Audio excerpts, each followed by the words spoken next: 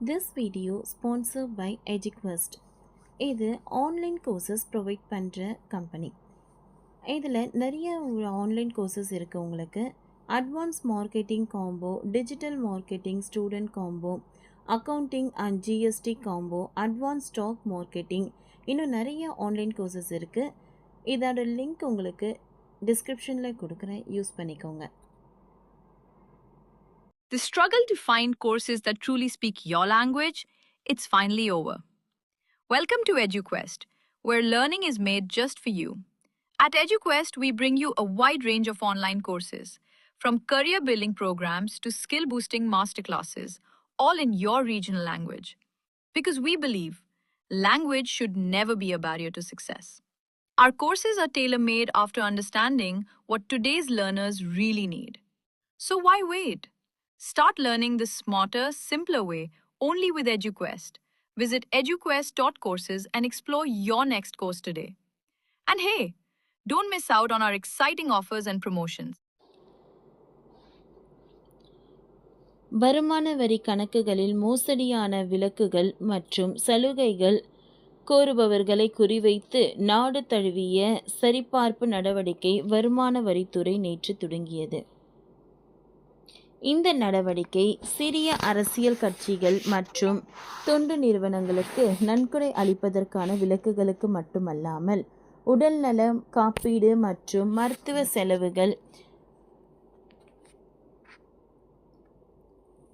HRA, கல்வி மற்றும் வீட்டு கடன்களுக்கான வட்டி மற்றும் வாகனங்கள் வாங்குவதற்கான விலக்குகளை உள்ளடக்கியது என்று CBDT தெரிவித்துள்ளது.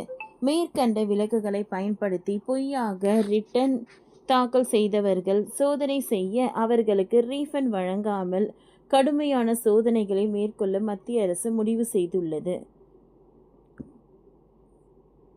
அதிக விலக்கு கோரிய MNC ஊழியர்கள், பொதுத்துறை நிறுவனங்கள், அரசு அமைப்புகள், கல்வி நிறுவனங்கள் மற்றும் தொழில் முனைவோர்கள் ஆகியோர் இந்த ஆய்வுக்கு உட்படுத்தப்படுகிறார்கள் என்று தெரிவிக்கப்பட்டுள்ளது. மோசடியான உரிமை கோருபவர்களுக்கு எதிராக அபராதம் மற்றும் வழக்கு தொடர்வது உட்பட கடுமையான நடவடிக்கை எடுக்க வருமான வரித்துறை தயாராகி வருகிறது. 150 இடங்களில் நடந்து வரும் சரிபார்ப்பு நடவடிக்கையானது இந்த திட்டங்களுக்கு பின்னால் உள்ள நெட்வொர்க்குகளையும் அகற்றுவதற்கு, பொறுப்புகளையும் உறுதி செய்வதற்கு உதவும் என்று அரசு தரப்பு கூறுகிறது.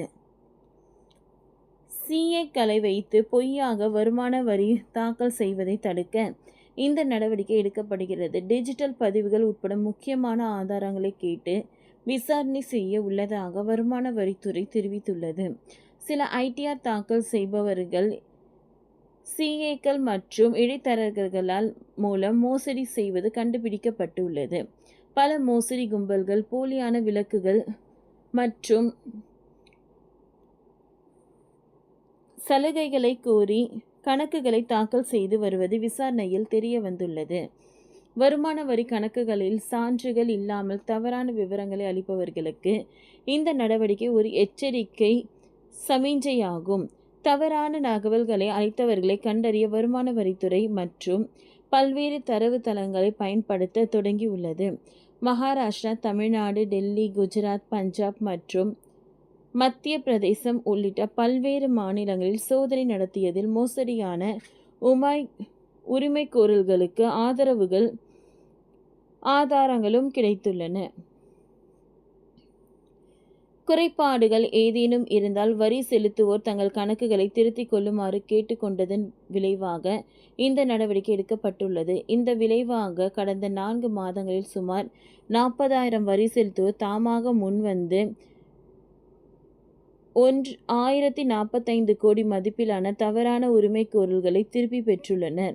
இருப்பினும் பலர் இன்னும் இணங்கவில்லை. ஒருவேளை இந்த மோசடி கும்பல்களின் பின்னணியை பெரிய கும்பல் இருக்கிறதா என்ற விசாரணைகள் செய்யப்பட உள்ளன. ஓகே ஃப்ரெண்ட்ஸ், இந்த வீடியோ உங்களுக்கு யூஸ்ஃபுல்லாக இருந்ததுன்னா லைக் பண்ணுங்கள், ஷேர் பண்ணுங்கள், சப்ஸ்கிரைப் பண்ணுங்கள். தேங்க்யூ.